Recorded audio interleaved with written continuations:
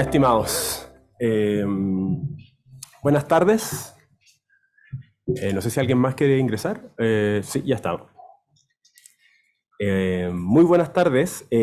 Iniciamos la tercera mesa de este seminario sobre los problemas de derecho tributario internacional. Se encuentran junto conmigo los señores Víctor Fener, Juan Pablo Navarrete y Pablo Bravo Burnier, ¿ya? Mi nombre es Ignacio Esnaola y soy el moderador de esta mesa. Y bueno, en primer lugar quiero agradecer al profesor Sergio Endres por esta invitación y por poder participar en esta mesa con tan alto nivel de participantes, ¿cierto? También pensando en la importancia del derecho tributario internacional y la dificultad de pensar ya en el derecho tributario de manera aislada los mundos locales e internacionales, ¿cierto? Recuerdo que antiguamente, no sé si todavía existirá, las áreas tributarias de los grandes estudios, las auditoras, separaban un poco la tributación internacional de la local. Cada vez esas fronteras son más difusas, ¿cierto? Y al día de hoy, esta invitación está llamada a que revisemos ciertos aspectos de política tributaria internacional que van a ser y son muy relevantes para toda la práctica tributaria y la academia también, por supuesto. En base a eso, vamos a iniciar la primera presentación que la va a realizar el expositor Víctor Fener. Víctor, en conjunto con ser un gran amigo mío, va a presentar la ponencia Aplicación del Pilar 2 en Chile. Víctor es abogado y académico de la Facultad de Derecho de la Universidad de Chile. Cuenta con más de 13 años de experiencia en consultora, o 15, en consultoría y litigación tributaria en diversas áreas: economía, minería, finanzas, comercio, etc. Y actualmente es Associate Partner de EY Chile. Víctor, por favor. Muchas gracias, Ignacio. Hola a todos. Profesor Sergio Endres, muchas gracias por la invitación. Es un privilegio estar aquí frente a todos ustedes, a quienes nos siguen desde la casa también. Muy buenas tardes. Hablar del Pilar 2 en un espacio de 25 o 30 minutos en realidad es como si estuviera con un colegio internacional y me pidiera explicar la ley de la renta en 25 minutos, ¿cierto? Aquellos de ustedes que se han metido en lo que es esta iniciativa del impuesto mínimo global ya sabrán la tremenda complejidad que tiene básicamente, el cambio de paradigma en impuestos internacionales más importante desde la posguerra. ¿Qué pasó en la posguerra? Se instauraron los tratados de doble tributación con la lógica que conocemos hoy, ¿verdad? Así de importante este giro que ha dado la política tributaria internacional. Y lo que vamos a hacer en esta presentación, vamos a, si bien vamos a hacer un pequeño repaso súper general, porque si no podemos estar el día entero, para describir en qué consiste esta iniciativa del Pilar 2. La idea es que podamos conversar de los desafíos que esta iniciativa representa para Chile, considerando que el gobierno hace poco, quizás de forma un poco tímida, anunció que tiene la intención de adherir. Ya vamos a ver qué quiere decir esto de adherir a esta iniciativa global de la OCDE. En ese sentido, eso va a implicar una serie de desafíos que aquí, como en la agenda, son de carácter político, pero también de carácter técnico, básicamente porque este es básicamente un sistema paralelo de tributación que tendríamos que aprender a operar y que en realidad no conversa, no está relacionado de manera directa con los sistemas tributarios locales, ni tampoco, salvo una partecita del Pilar 2, con tratados internacionales. O sea, esto para que funcione, para que cada país lo adopte, no necesita de la firma de ningún tratado internacional, es toda legislación interna, salvo una partecita que la vamos a describir brevemente, pero que no va a ser el centro tampoco de esta presentación. Entonces, pasando un poco de revista a, digamos, de dónde proviene esta cosa del Pilar 2, ¿ya? Básicamente, todos ustedes saben, hubo una primera iniciativa BEPS, la Base Erosion and Profit Shifting 1.0, ¿cierto? Por ahí entre el 2014 y 2015, iniciativa que la reforma tributaria chilena del gobierno de Michelle Bachelet incorporó en buena parte. Buena parte de esa reforma se explica por la adopción de las recomendaciones de la OCDE en distintos frentes, no los vamos a repasar aquí, pero al poco andar, la comunidad internacional se dio cuenta de que esta iniciativa, si bien hayan representado un avance importante, no cubría todas las brechas que se esperaba cubrir. Básicamente, la economía digital, la tributación de la economía digital, que eso es lo que pretende abordar el Pilar 1, que no vamos a ver en esta presentación, pero sobre todo la ilusión global, o sea, esto de los grandes grupos multinacionales que aparentemente algo hacían, entre comillas, que no estaban tributando todo lo que se esperaba o los países esperaran que tributaran. Y ahí tenemos el caso Apple, ¿cierto?, que fue bien escandaloso por esta cosa de doble no tributación en Irlanda, ¿cierto?, que generó, de hecho, generó regulación nueva y, por supuesto, también los países empezaron a aplicar digital taxes, impuestos digitales de forma unilateral, lo cual generó una serie también de cortocircuito con los países que lo establecían con una lógica distinta, como no eran impuestos a la renta, doble tributación. Entonces, básicamente la OCDE dijo, esta cuestión la tenemos que parar, tenemos que hacer una cosa ordenada y coherente desde el punto de vista global.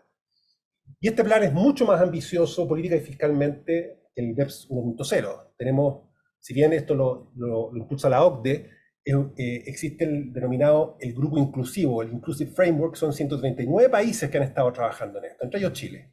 ¿Ya? A pesar de que aquí, digamos, no se ha debatido mucho, ha sido la gente, digamos, que vaya a la OCDE, pero como tema de debate aquí recién nos estamos enterando ahora, o muchos, algunos lo venimos siguiendo desde antes, pero en general el medio especialista recién ahora está empezando a hablar de BEPS 2.0, o de BEPS en general, Pilar 1 y Pilar 2. ¿Ya? Entonces, esta iniciativa está el Pilar 1, como les decía, que también es tremendo, modifica asignación de utilidades y normas de nexo para asignar mayores derechos de tributación en market countries. Básicamente, estos temas de economía digital, y lo que se busca es que los gigantes digitales, aunque no solamente ellos, no tributen ahí donde está la propiedad intelectual o donde está el headquarter, sino que tributen donde está el mercado que consume esos servicios digitales. Y básicamente una especie de profit split global. Así que tiene su, digo, dedicar un seminario entero para eso, pero esa es como la lógica. Y el Pilar 2, que establece un impuesto mínimo global para que la tributación global, para la redundancia de las empresas, tenga un piso mínimo. Y vamos a ver en qué consiste. El Pilar 2 parte mañana, es decir, el 2024 ya entra en vigencia en buena parte de la economía desarrollada. La Unión Europea tiene la directiva obligatoria para que todos los países lo tengan listo de aquí a diciembre. Algunos están corriendo contra el tiempo, otros ya los tienen vigentes. En cambio, el Pilar 1 viene con bastante más rezago porque es mucho más controversial, ¿ah?, en cuanto a su diseño. ¿Ya? La diferencia que tiene BEPS 2.0 con iniciativas de comunidad internacional anteriores es que por primera vez en la historia, a lo menos al inicio, Estados Unidos estaba a bordo.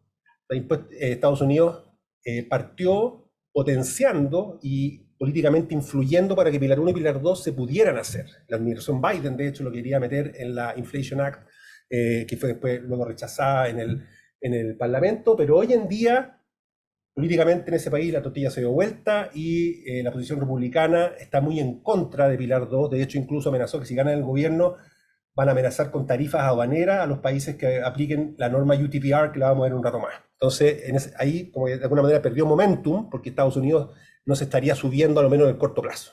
¿Ya? Pero igual estamos hablando del 90% del PIB global que está metido en esto, y con una recaudación, imagínense, 125 billones de dólares anuales Pilar 1 y 150 billones de dólares de recaudación en Pilar 2 por año de tributación adicional. O sea, estamos hablando de una cosa bastante importante. Ya, y simplemente para hacer la diferencia, esto lo vamos a pasar muy rápido, entre BEPS 1.0 y 2.0 para que tengamos un punto de comparación. En BEPS 1.0 la norma de nexo está basada en presencia física. El nuevo paradigma en BEPS 2.0 es que estamos hablando de nexos por presencia en mercado, sobre todo en Pilar 1. Ahí donde BEPS 1.0, la asignación de utilidades o cómo las utilidades se repartían en el grupo empresarial dependía del principio de arm's length. En BEPS 2.0 es un aproximamiento en fórmulas, en base a fórmulas predeterminadas. En BEPS 1.0 seguimos teniendo tributación según entidades separadas, establecimientos permanentes, normas CFC, que atacaban esquemas híbridos, etc. Pero en BEPS 2.0 estamos hablando de tributación aplicada a grupos económicos considerados en su conjunto. Y donde en BEPS 1.0 las normas antiabuso, como dije antes, atacan entidades híbridas y los famosos cash boxes, que era donde se estimaba estar la erosión de base más importante. En BEPS 2.0 las normas antiabuso más bien buscan asegurar una tributación mínima. ¿Ya? Entonces son cambios bien importantes de paradigma que tenemos que tener en cuenta.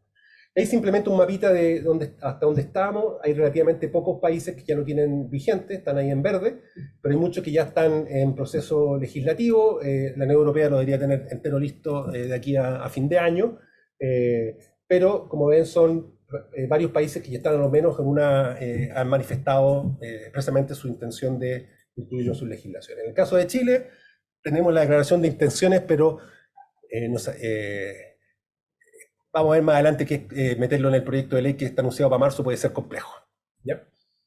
Entonces, vamos bien rápidamente. Vamos a ir a la descripción general del Pilar 2, ¿ya? Que ustedes más o menos conocen, estoy seguro, pero no está de más repasarlo. El Pilar 2, el título de la canción es 15% de impuesto mínimo global a grupos multinacionales, impuesto mínimo global que en principio va a pagar la denominada Ultimate Parent Entity, o sea, ni siquiera la entidad final, digamos, del árbol corporativo, sino la que consolida los resultados del punto de vista financiero, pero no siempre. Y eso es una de las, yo creo que las genialidades más interesantes que tiene el Pilar 2, y es la forma en cómo este impuesto, aunque la matriz, esta UPI, no esté en una jurisdicción Pilar 2, cómo el impuesto va a perseguir a través del árbol corporativo hasta que alguien pague. ¿Ya? Que es uno de los elementos más interesantes, más complejos y más controversiales que tiene el Pilar 2. ¿Ya? Entonces, ¿cuáles son los conceptos clave? ¿Ya? A ver, voy a salir de acá porque esto está mejor explicado acá. Imagínense un grupito empresarial básico donde tenemos una UPI en el país X que paga poco impuesto, que tiene 3 subsidiarias en 3 países, país I, Z y C, en un país en desarrollo. Y de eso, el country Z tiene baja tributación. Ya vamos a ver qué consiste baja tributación, porque de pronto no es la tasa nominal, ¿no? O sea, un denominado paraíso fiscal no necesariamente es de baja tributación, y un país con tasa nominal de impuesto a la renta de 25% podría ser de baja tributación en ciertos casos, ¿ya? Lo cual es una primera complejidad. ¿Ya? Entonces tenemos una primera norma que es la Income Inclusion Rule, ¿cierto? Que básicamente sigue la lógica de un impuesto top-up. ¿Qué quiere decir un impuesto top-up? Básicamente se toman todas las entidades que se llaman Constituent Entities, CEs, la misma terminología que se usa en materia de country reporting, y se saca la tributación por país jurisdiccional, no entidad por entidad, sino que de todo el país donde están localizadas esas entidades, y se determina una tasa efectiva. Tasa efectiva que parte de la tasa efectiva financiera, que está en los estados financieros, pero con un montón de ajustes, ahí está toda la complejidad, digamos. Y en definitiva se establece si esa tasa efectiva es inferior a 15%, la matriz va a tener que completar esa tributación. De manera que si la tasa efectiva es 12%, el impuesto top-up en la matriz va a ser de 3%. Si es de 5%, el top-up va a ser de 10% y así. Eso es un top-up tax, ¿ya? Entonces, esa es la primera norma. Entonces, en esta esquinita que está aquí, en el fondo, en la subsidiaria B, ustedes ven abajo de la matriz, si es de baja tributación, entonces, por norma Income Inclusion Rule, la matriz pagaría esa diferencia de tasa para asegurar la tasa efectiva mínima de 15%. ¿Ya? Después tenemos la regla UDPR, que es una salvaguarda, un backstop, como dicen los gringos, a la norma Income Inclusion Rule, que se pone en el caso en que en la jurisdicción donde está la matriz, o la entidad que consolida, no se ha adoptado el Pilar 2. Por lo tanto, no hay a quien cobrarle en principio. Lo que hace esta norma, y lo voy a explicar en términos muy sencillos, me excusarán los que se han metido en el tema por que me tome algunas libertades para simplificar. Básicamente, lo que hace el sistema es que mira a todas las entidades, sean filiales, da lo mismo, aunque sean la última del árbol, que están en jurisdicciones que sí tienen vigente el Pilar 2, y le hace un test de activos tangibles y de empleados, un test de sustancia. Y el impuesto top-up que debía haber pagado la matriz se distribuye entre esas entidades en función de ese test. Se saca un porcentaje, entonces a la entidad A le puede tocar un 75% del top-up, a otra más abajo el 3%, y así puede estar el impuesto repartido por todo el mundo. Lo cual es súper complejo, porque imagínense una filial que tiene una línea de negocios que no tiene nada que ver con otra que está en otro lado del mundo, y le va a tocar pagar un impuesto por la baja tributación de esa entidad, a pesar de que están a 25 cajas de distancia, digamos, en el árbol corporativo, ¿ya? y va a tener que pagarlo por regla UTPR, lo cual, imagínense el nivel de problemas que puede generar si esto no se ve rápido, o sea, no se ve apropiadamente y con tiempo. ¿Ya? No sé por qué los cuadritos quedaron desalineados ahí en la presentación original, estaban bien, pero bueno. Luego tenemos la Subject to Tax Rule, que es la única norma de Pilar 2 que sí requiere una modificación de los convenios de doble tributación. Yo, a pesar de que es una impropiedad la analogía, pero a mí me gusta concebirlo como una especie de PPM del impuesto mínimo global, porque básicamente una norma que dice, mire, si usted le hace un pago desde una entidad a otra relacionada, y ese pago se recibe en una entidad que para efectos Pilar 2 se estima de baja tributación, y ese pago es por básicamente rentas pasivas, regalías, intereses, etcétera, entonces yo voy a ver si es que en el país de destino, que es de baja tributación, la tasa nominal, y aquí sí es tasa nominal, es inferior a 9%. Si eso es así, entonces la norma priva de los beneficios del tratado, en el caso, por ejemplo, que sea una regalía sujeto a tasa inferior o tasa cero, y le aplica un withholding tax de 9% a ese pago. Y ese pago, ese withholding tax, se considera un pago a cuenta, por así decirlo, pero es una especie de PPM, del top-up tax que por culpa de ese país de baja tributación va a tener que pagar la matriz.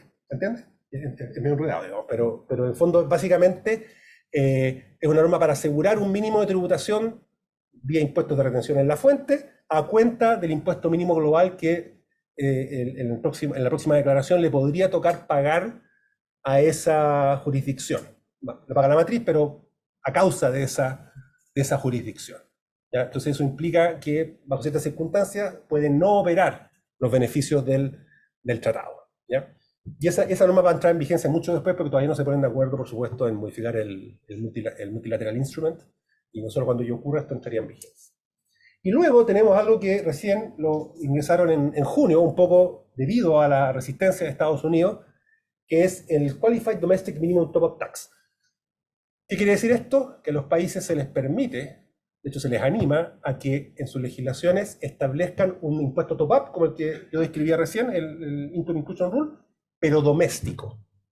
O sea, que en el fondo que sea solamente para efectos de las entidades que en ese país consolida hacia abajo, para que en caso de que ese impuesto, que tiene que ser igual al de la Income Inclusion Rule, por eso se habla de un Qualified Domestic Top-Up Tax, tiene que ser igualito al de la OCDE, y si eso es así, y si en ese país de baja tributación se cobra ese impuesto top-up, entonces eso tiene como consecuencia que la norma UTPR, esa que va a buscar a las sociedades abajo, no pasa de ese país, porque se entiende que ese país ya capturó esa tributación mínima. Y así, por ejemplo, los países que se ven afectados por esta medida, por ejemplo, como Uruguay, ¿ah? Y otros países caribeños, por ejemplo, si lo establecen y empiezan a cobrar este 15% de tasa efectiva mínimo, entonces eso va a impedir que la matriz sufra, ¿cierto?, pagando los impuestos que no se pagan en ese país y se cobra en ese país y no sigue la norma UTPR bajando por el árbol corporativo. ¿Ya? Me da la impresión, esto me voy a adelantar a una de las conclusiones, que si Chile quiere exitosamente hacer algo con Pilar 2 de aquí a marzo, quizás podría ser interesante que legislen un impuesto mínimo global doméstico simplemente, que va a tener por objeto, ¿cierto?, que Chile en el fondo no genere distorsiones por norma UTPR. Igual es bien complejo, o sea, son hartas normas, no es que sea más simple que aplicar Pilar 2 completo, pero podría ser una alternativa intermedia, si se quiere, para no quedarse abajo digamos, del tren de la OCDE, pero tampoco ser tan ambicioso en aplicar Pilar 2 con todas las dificultades que vamos a ver. Bien, entonces, algunos detalles adicionales. Esta norma no aplica a todos, obviamente. Aplica a los grupos multinacionales sujetos a country by country, que tienen un umbral de ingresos de 750 millones de euros al año. Eso se hizo a propósito para que coincida que las empresas que presentan el country by country sean las que además tengan que declarar este impuesto.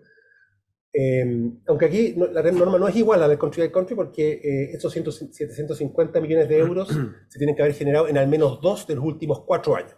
Country by country lo es simplemente por año. ¿Ah? Entonces aquí si un año no llega, quizás no necesariamente queda fuera, porque tiene que mirar los últimos 4 años. ¿Ya? Hay algunas entidades excluidas, fondos de inversión que consoliden, entidades gubernamentales, non-profit, organizaciones internacionales y vehículos de inversión inmobiliaria. ¿Ya? No nos vamos a detener en eso. Y el cálculo de esta ITR, de esta tasa efectiva mínima, hay una base imponible GloBI, que se llama, ¿ya? Que es una especie de base imponible, que parte considerando la utilidad o pérdida neta antes de ajuste por consideración según norma financiera. Este es un impuesto que lo domina la norma financiera. IFRS, US GAAP o normas específicas de ciertos países que está específicamente numerada en la norma modelo. Brasil, por ejemplo, tiene su propia norma que le sirve también para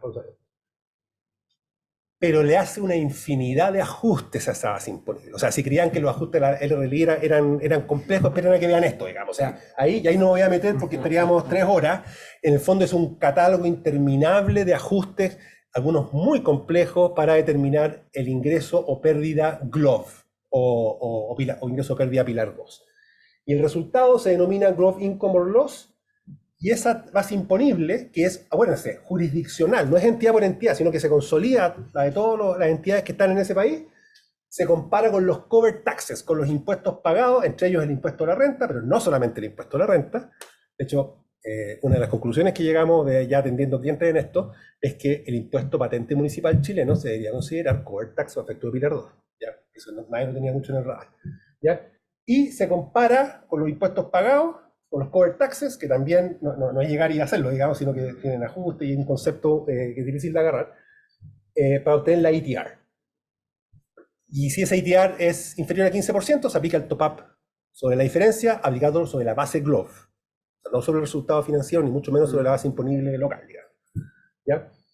Y ahí simplemente les puse lo que incluye los covered taxes. Como ven, está por supuesto el impuesto corriente, según estado financiero, impuestos sobre utilidades distribuidas o que se entiendan distribuidas, impuestos sustitutivos del impuesto a la renta, que puede ser el caso, impuestos sobre utilidades acumuladas y patrimoniales. El impuesto al patrimonio también entra como covered tax. Y hay normas para asignar impuestos pagados por CFC, por entidades transparentes, por establecimientos permanentes, entidades híbridas, y ahí hay que tener ojo también porque las normas no son iguales a las del country to country. En general, por ejemplo, en el caso de los EP, se van a entender que la tributación de los EP se queda en la jurisdicción donde está el EP. Por ejemplo, para efecto de determinar la ITR.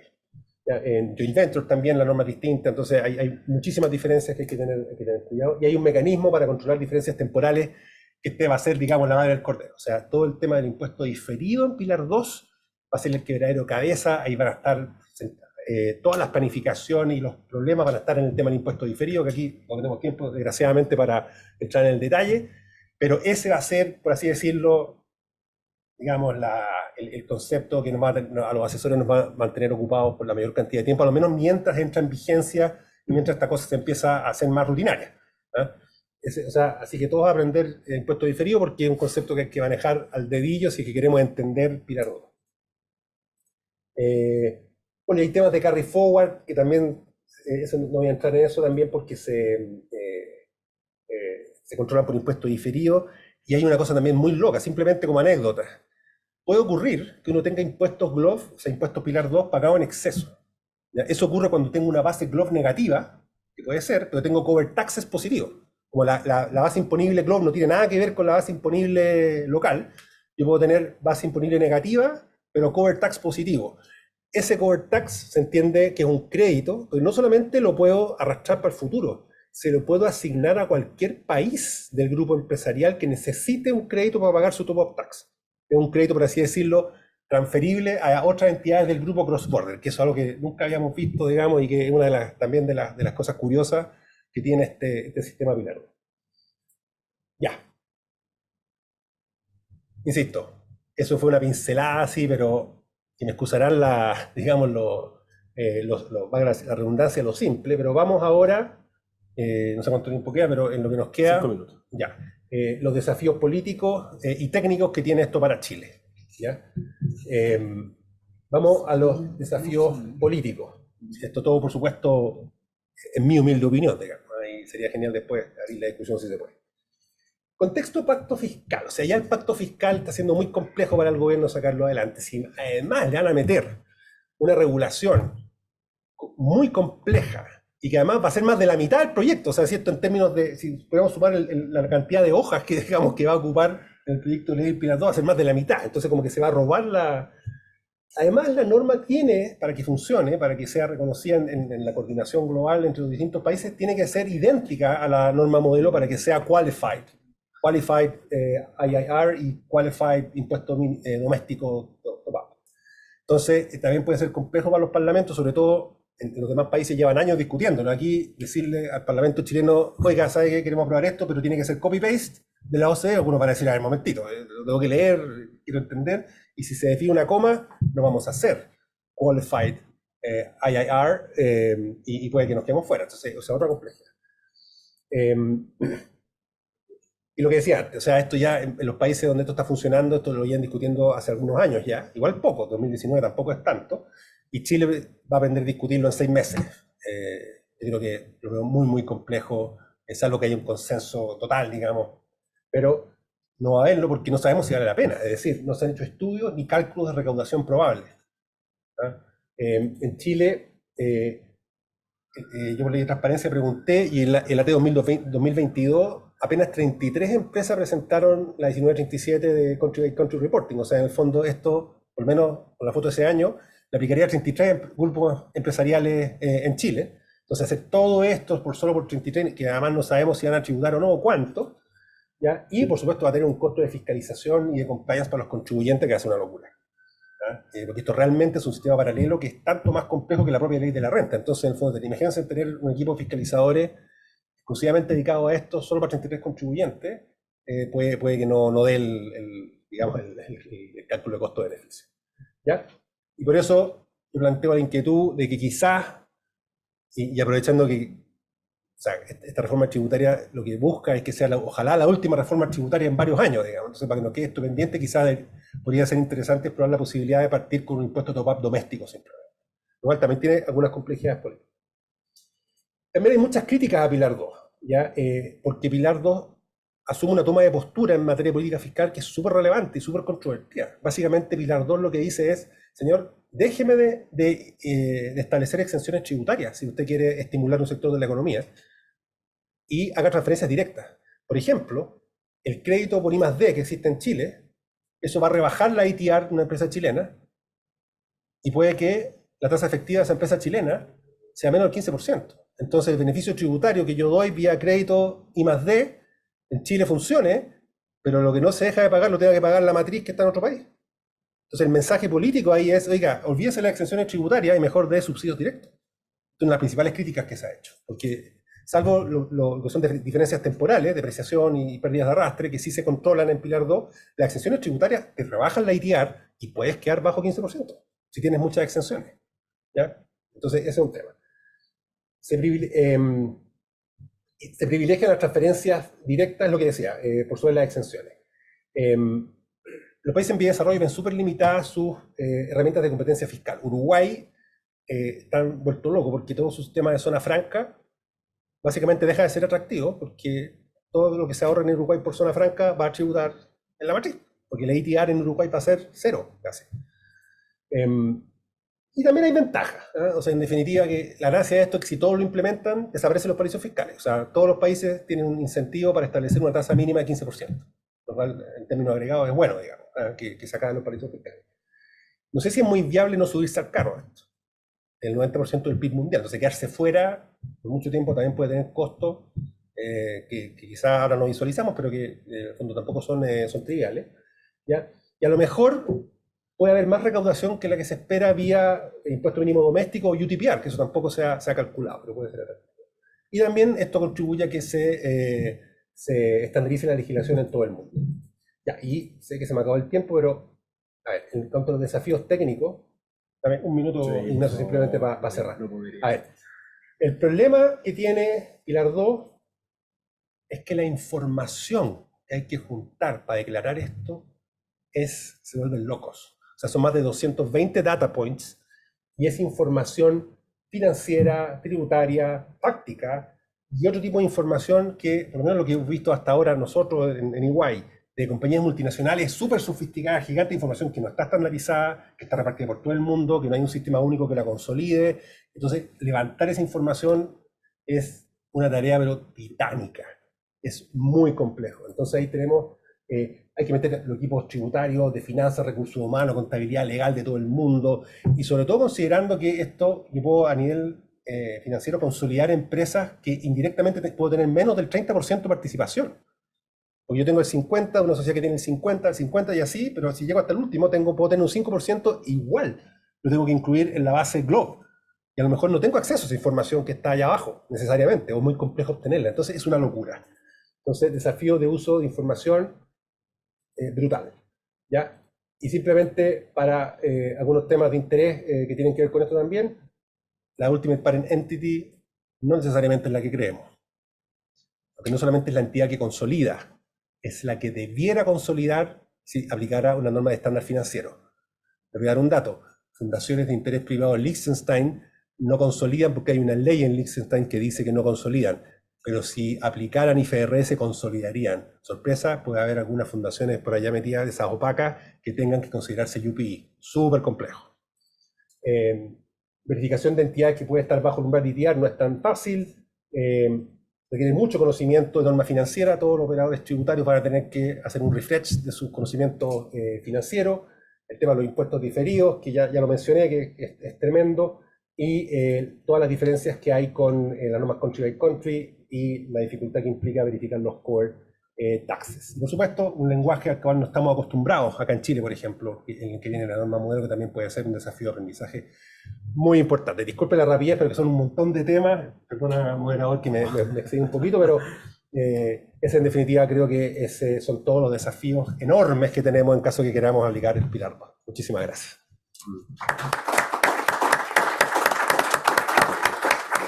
Muchas gracias, Víctor. Tremenda presentación de un tema bien interesante y complejo a la vez. Yo no sé si alguien quisiera hacer alguna pregunta, ya sea la gente que está presencial o en el chat la gente que está conectada online.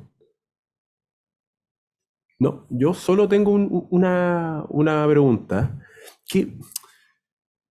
Respecto a esta iniciativa, como la mayoría de las iniciativas de la OCDE, si tienen una crítica que tú la mencionas y que la hemos conversado muchas veces, que más allá de la situación de los paraísos fiscales, siempre hay un conflicto de potestad tributaria entre los países importadores de capital y exportadores de capital, ¿cierto? Los países en vía de desarrollo y los países desarrollados.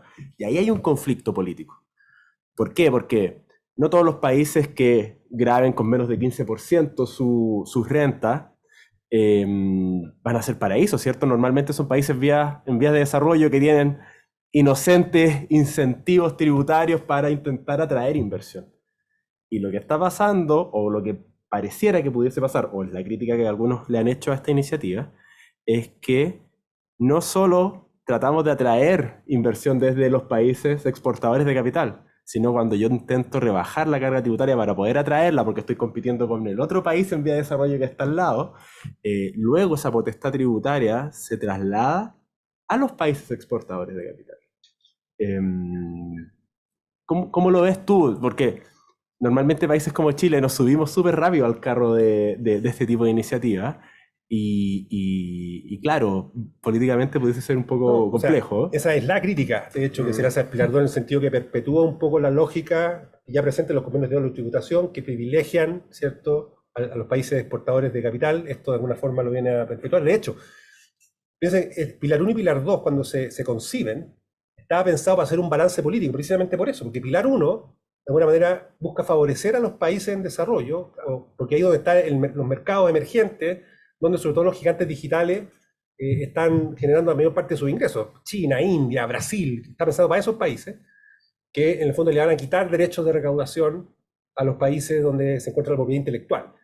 Y esto se diseñó para que el Pilar 2 fuera una especie de compensación a eso. Así, dado que esos países van a aumentar su recaudación de forma importante, entonces el impuesto mínimo global que se cobre en el país donde está la matriz para generar una especie de equilibrio. El problema es que vamos aplicando Pilar 2 y Pilar 1 no tiene para cuándo todavía, porque todavía hay mucha controversia y todavía hay grandes actores de Pilar 1 que no se sabe, no están muy de acuerdo, la discusión del amount A, qué sé yo, que ahora salió la norma modelo, pero todavía no está nada claro. India, por ejemplo, no está muy de acuerdo, entonces no sabemos qué va a terminar. Pero sí, eso está absolutamente presente en la discusión política. Sí, me acuerdo, hace 10 años atrás aproximadamente, cuando se discutió la aplicación de impuestos consolidados en Europa. Solo en países europeos, las primeras iniciativas, los países de Europa del Sur, hablemos de los importadores dentro, Portugal, Italia, España, ponían el grito en el cielo por esto mismo, pensando que además son países desarrollados. No me quiero ni imaginar la situación de países africanos, incluso nosotros, sudamericanos. Entonces, bueno, no teníamos el mismo peso, pero...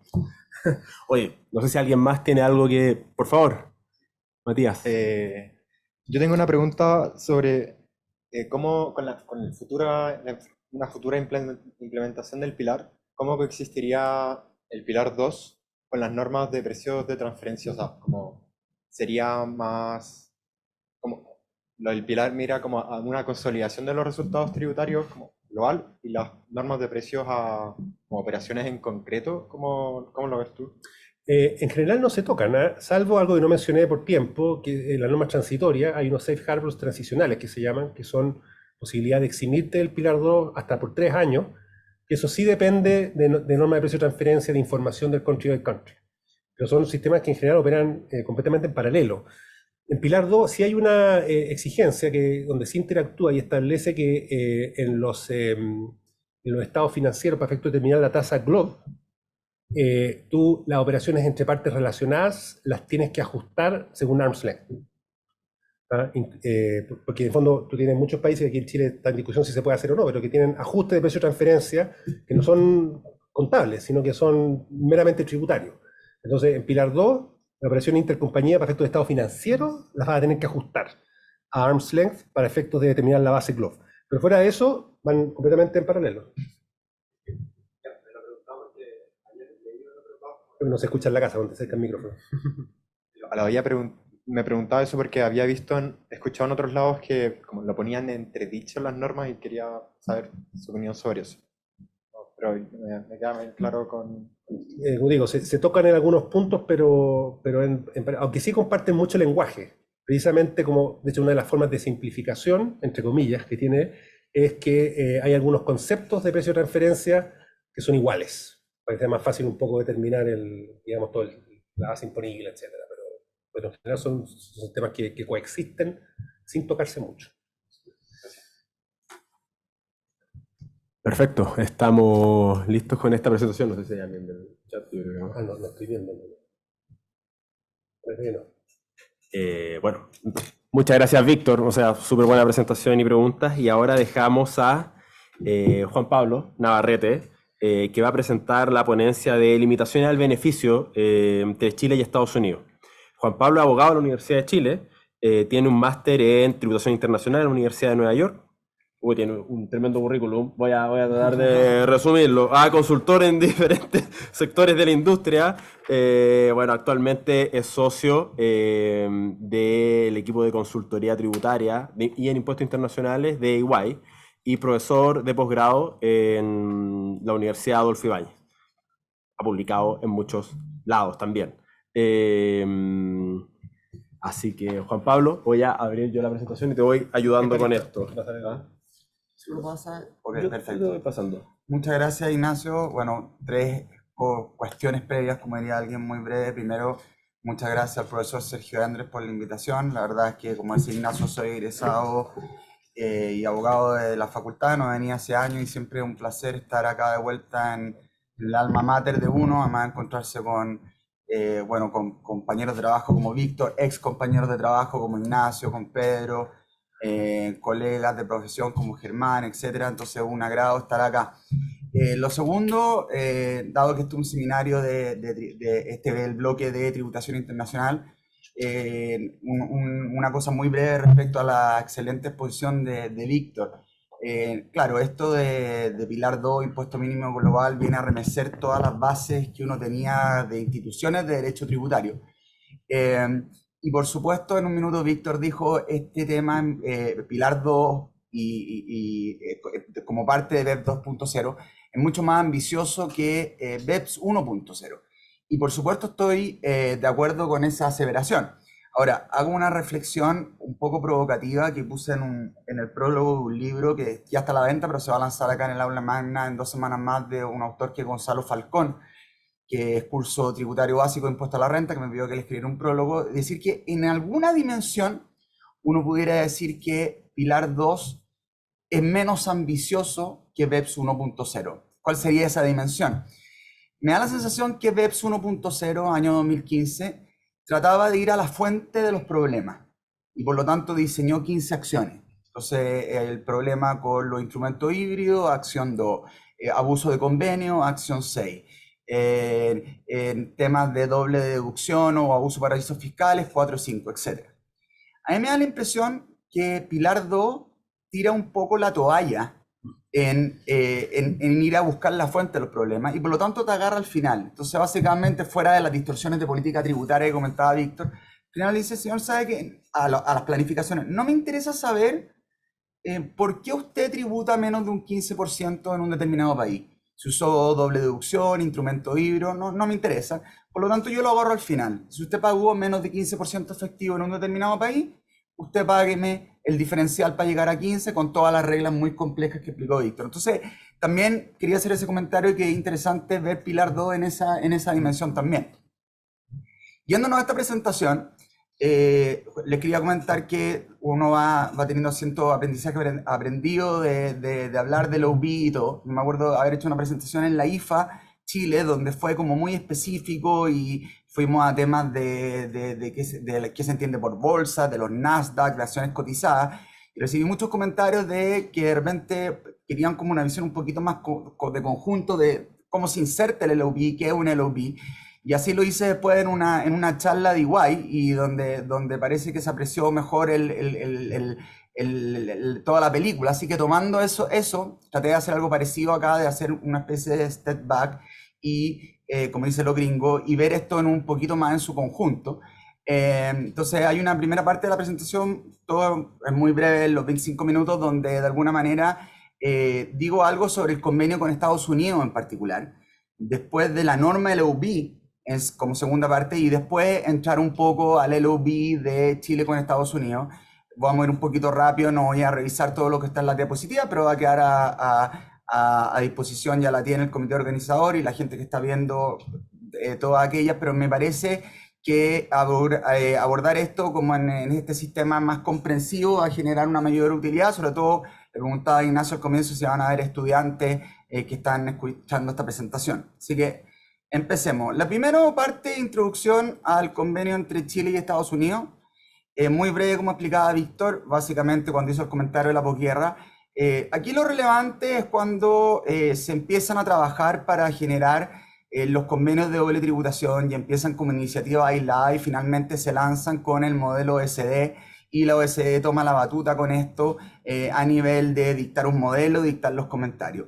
Y lo interesante para fines de esta exposición es que Estados Unidos fue parte de ese tren, ¿ya? Hasta el año 96, donde decide salirse de eso, crear un propio modelo de convenio de Estados Unidos, y donde no solamente se dieron el gusto de crear un propio modelo de convenio de Estados Unidos, sino que también en paralelo a los comentarios de la OECD, al modelo de convenio de OECD, ellos tienen sus propios comentarios que se llaman la US Technical Explanation, que la han dictado cada 10 años y que básicamente ahí está el detalle.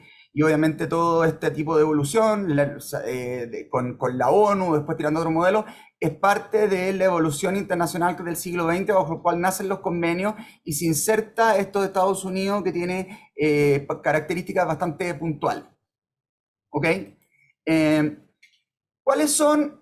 ¿Hay alguna diferencia grande entre el modelo de Estados Unidos y el de la OECD? Y básicamente, solamente como referencia, el fondo lo que buscan los convenios básicamente es evitar la doble tributación. Todos ustedes sabrán la distinción entre doble tributación jurídica y económica. Esta es una doble tributación jurídica internacional, donde básicamente lo que juega es que respecto a un mismo contribuyente quiere aplicar impuestos tanto al país fuente, porque se está desarrollando la renta en ese país, por lo tanto, como país de la fuente tiene pretensiones tributarias, y el país de la residencia, que si bien reconoce que esa renta no es de fuente local, quiere igualmente aplicar impuestos porque lo está teniendo un residente en ese país. Y ahí es donde básicamente nace el tema del conflicto entre el país fuente y el país de la residencia, que tratan de abordar los convenios. En ese sentido, y yéndonos al modelo de la OECD, resulta clave el artículo 4 de los convenios con el artículo 21. El artículo cuarto es el artículo que define qué país es residente y por lo tanto qué país se puede considerar respecto a un determinado contribuyente como residente. Y eso es clave, sobre todo porque cuando tú tienes un sistema muy simple donde un país reconoce ser el país fuente y no tiene pretensiones de ser el país de la residencia, y hay un país de la residencia que sí lo tiene y no tiene pretensiones de ser país fuente, bueno, ahí el problema es muy fácil. Pero muchas veces ocurren situaciones de dual resident donde ambos países pudieran reclamar la residencia respecto a una determinada entidad. Y el artículo cuarto es clave porque define esa situación. O sea, dice qué se debe entender por residente. Y si es que después del 4.1 siguen habiendo dos países que reclaman tener la potestad de residente, lo que hace es que hace el sistema de las reglas de desempate o tiebreak rules. Por lo tanto, para definir qué país es el país de residente. Por lo tanto, los convenios no se pueden seguir leyendo a partir del artículo cuarto si en el artículo 4 no quedó definido quién es el país de la residencia y quién es el país fuente. Y después, una vez definido a nivel del artículo 4, se desarrolla toda la dinámica que ustedes conocen. Básicamente, el país fuente es un país que renuncia a la potestad tributaria total o parcialmente, y tiene el país de la residencia que no renuncia a potestad tributaria, pero da la eliminación de la doble tributación vía el sistema de exención o de crédito, ¿ya? Y básicamente ese es el paradigma. Y el artículo 21 es un artículo que no se le da mucha importancia en Chile y en general en Latinoamérica y se cita para casos triangulares, pero también es muy clave porque el artículo 21 bajo el modelo de la OECD tiene dos párrafos nomás. El segundo tiene una exención a nivel de los inmuebles que no nos interesa entrar, pero el uno es bien clave, porque te dice en todas aquellas rentas no descritas por el convenio, el único que puede aplicar tributación es el país de la residencia. Entonces, de alguna manera, el artículo 21 hace que tú leas el convenio completo de la OECD como un catálogo taxativo de cuáles son las únicas ocasiones en que el país de la fuente puede aplicar impuestos. Y si no estás dentro de ese catálogo taxativo, solo puede aplicar impuestos el país de la residencia. Como ustedes saben, Chile no acepta el artículo 21 del modelo de OECD, pide agregar un párrafo tercero que básicamente anula el anterior. Uno dice, bueno, ¿por qué no suscriben, eliminar el artículo 21? Bueno, esa es la mecánica y técnica de los convenios. Después va a explicar Pablo que hace lo mismo a nivel del artículo 13 de las ganancias de capital, y por lo tanto es importante tenerlo en ese sentido. Y lo que yo digo, bueno, ¿qué pasó con el modelo SD en eso? Tuvo una salida por la derecha, digamos, que es el modelo ONU, que es el que sigue Chile, donde de alguna manera trató de ser un poquito más benevolente con el país fuente, que lo era la OECD con este catálogo taxativo, y tuvo una salida por la izquierda, que es la de Estados Unidos, que es exacerbar la renuncia de tributación por el lado de país fuente. Y ese es el contexto que nos enfrentamos en este tipo de convenio. Hay algunos rasgos distintivos del convenio entre Chile y Estados Unidos. Por supuesto, acá vamos a verlo el tema del LOB, pero ahí están mencionados algunos en la presentación. Lo único que yo le daría como reflexión de esta lámina es que esta rareza de un convenio firmado el año 2010 y que estemos 13 años después, o 14 se van a cumplir, porque fue en febrero del 2010, lo alcanzó a firmar Andrés Velasco en las postrimerías del primer gobierno de Bachelet, es que han ocurrido tantos cambios, que hay cosas que parecían en ese instante irrelevantes que ahora no lo son, y que eran muy relevantes y que ahora no lo son, en viceversa. En el fondo, en esa época había 107, eso no nos interesaba mucho toda la normativa sobre licencia bursátil. Ahora que no hay 107 o hay solo con 10, o incluso si se deroga, como quería la reforma del presidente Boric, ahora el convenio con Estados Unidos guarda mucha mayor relevancia que la que tenía en el 2010. Y al revés, determinados tipos de cosas ya no son tan relevantes a la luz de lo que ha ocurrido con BEPS 1.0, BEPS 2.0, y cosas por el estilo. Lo mismo con la eliminación de los back-to-back, el 2020 en Chile, pudiera tener cierto contexto con eso. Entonces es interesante lo que ocurre. Y de hecho, el gran problema que tenemos de aplicación con el convenio de Estados Unidos es que todas las modificaciones que introdujo el Congreso de Estados Unidos, que ahora tienen parado el convenio, porque más allá de que hubo cierto wishful thinking de AmCham, que esto era cosa de ratificar, la verdad es que como le metieron modificaciones al convenio, van a tener que entrar esto de nuevo al Parlamento con la urgencia que el gobierno le quiere dar, tiene que ver únicamente con actualizaciones que Estados Unidos hizo entre el 2010 y la fecha a nivel de su legislación interna, con las normas de GILT y lo que sea, donde ya en el punto 3 ya uno ve que este tratado tiene guiño a la legislación norteamericana interna en temas de CF Rule, de Brand Profit Tax, etc. Básicamente lo tuvieron que actualizar y eso es lo que tiene de alguna manera parado. Ahora lo tienen que firmar Biden, es cierto, pero después Chile de alguna manera va a tener la pelota. Y como reflexión siguiente, Ignacio, en la siguiente lámina, es que, como digo, todos estos temas que eran tan diferentes el año 2010 se tienden a ecualizar las diferencias, sobre todo cuando después el modelo de la OECD empezó a recoger cosas del modelo de Estados Unidos. Y por lo tanto yo te diría que la última versión del modelo OECD del 2017 es más parecido al modelo de Estados Unidos que cuando nosotros firmamos el convenio con Estados Unidos el 2010. Y además con la lógica que obviamente Chile, por mucho que sea el perrito chico en la negociación, igual de alguna manera influyó en la negociación, metimos nuestra clásica cláusula Chile en el convenio con Estados Unidos, modificamos la norma de ventas directas que va a tener una implicancia que va a implicar Pablo en venta indirecta, etcétera, etcétera. Así que eso es simplemente muy rápido respecto al convenio de Estados Unidos. ¿Qué pasa a nivel del LOB? El LOB es una norma antiabuso, o sea, básicamente restringir la aplicación de convenios más allá de la regla básica del artículo 4 de residente. O sea, quien no califica como residente bajo el artículo 4 del convenio no se puede beneficiar del convenio. O sea, si alguien no pasa el test del artículo 4, se acabó ahí el convenio para él. Y esa era la regla de la OECD en general. Y por supuesto tenía cláusulas, establecía márgenes posteriores a ese. Cláusulas de beneficiario efectivo, evitar el treaty shopping. Pero Estados Unidos precursoramente el año 96 fue un paso más allá. Dijo, no. Además del artículo 4, además de todo lo que usted quiera de cláusula de beneficiario efectivo, etc., aquí yo voy a introducir una norma completamente nueva, que en el caso de Chile, Estados Unidos está en el artículo 24, que se llama LOB Limits on Benefits, donde además de cumplir los requisitos del artículo 4, yo voy a tener un segundo firewall, si quieren, en jerga computacional, de que usted tiene que ser una persona calificada. Por lo tanto, tira una serie de reglas de un artículo larguísimo respecto a cuándo se va a considerar que se está en presencia de una persona calificada y por lo tanto cuándo le va a aplicar el convenio. Y por lo tanto, el LOB es una norma antiabuso y en ese contexto se inserta y después, como dije, lo recogió la OECD con BEPS a tal punto de que el último modelo de la OECD del 2017 considera una opción de una LOB simplificada, pero Estados Unidos fue los precursores en este modelo. Acá hay todo un tema que básicamente tiene que ver con el tema de cómo rige la norma antiabuso de los convenios con la ley doméstica. Una cosa interesante simplemente para considerar.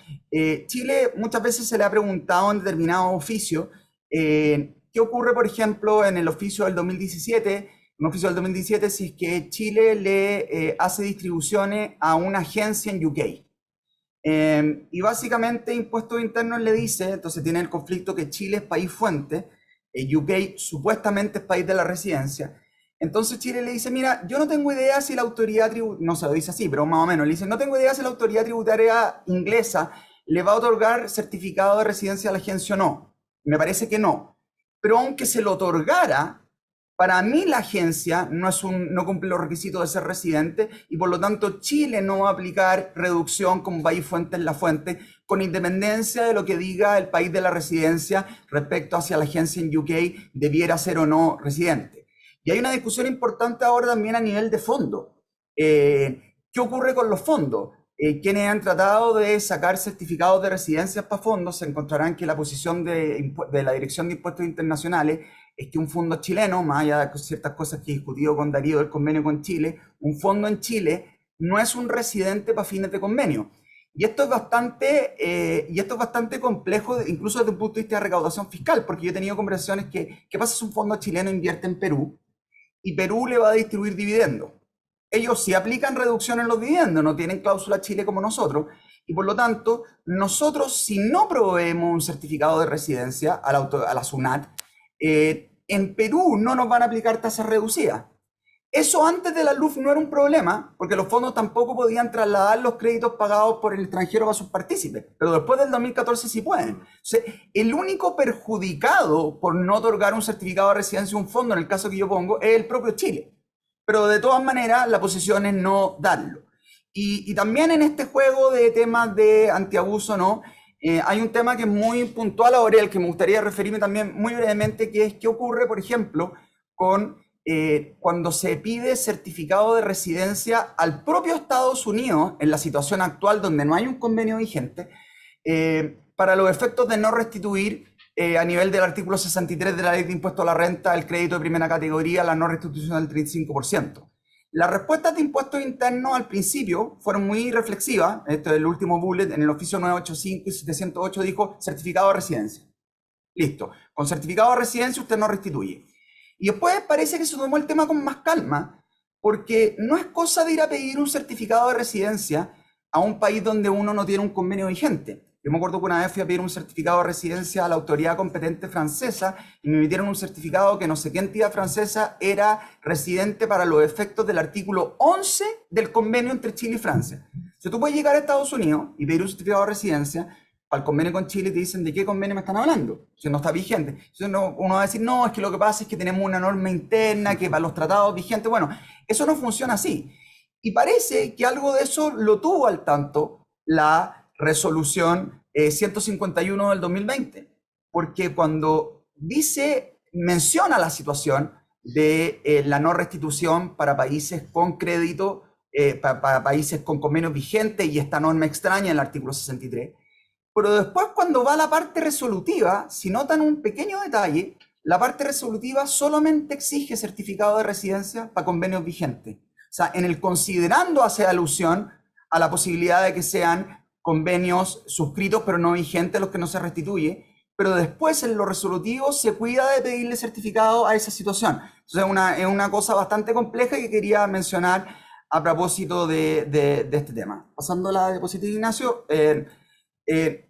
nosotros no tenemos tampoco cara a nivel de los convenios, el LOB viene a cubrir una forma. Lo que teníamos básicamente, y seguimos teniendo hasta ahora, era la circular 57 del 2009, que es una circular donde trata el tema del beneficiario efectivo por un lado y el tema de lo que en esa época se llamaba rentas pasivas, que es lo que ahora básicamente eso era una versión un poquito más rudimentaria de hablar lo que ahora se habla el Principal Purpose Test, de que alguien no esté haciendo treaty shopping y no tenga la intención exclusiva de usar un convenio para esos fines cuando no es residente real del convenio.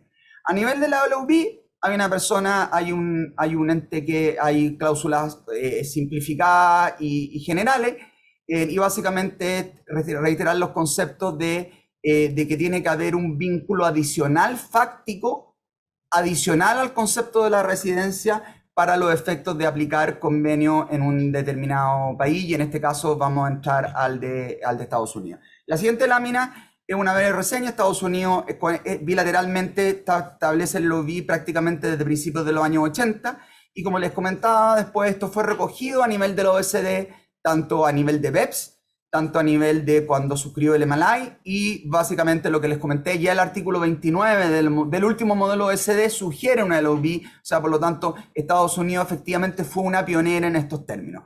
Y la última diapositiva para estos fines, básicamente, ¿cómo es el mapa de convenios de Chile? Pues Chile básicamente tenía suscrito solo un convenio de LOB con Estados Unidos, con los muchos no tenía nada, con los que tenía suscrito un convenio, después firmó el MLI, que modificó algunos convenios. Después del MLI hemos suscrito convenios, y el tema es que quedó una suerte como de ensalada, que yo trato de resumir en esta diapositiva que no voy a explicar, donde básicamente tenemos convenios donde tenemos un LOB directamente negociado, como puede ser el caso de Estados Unidos.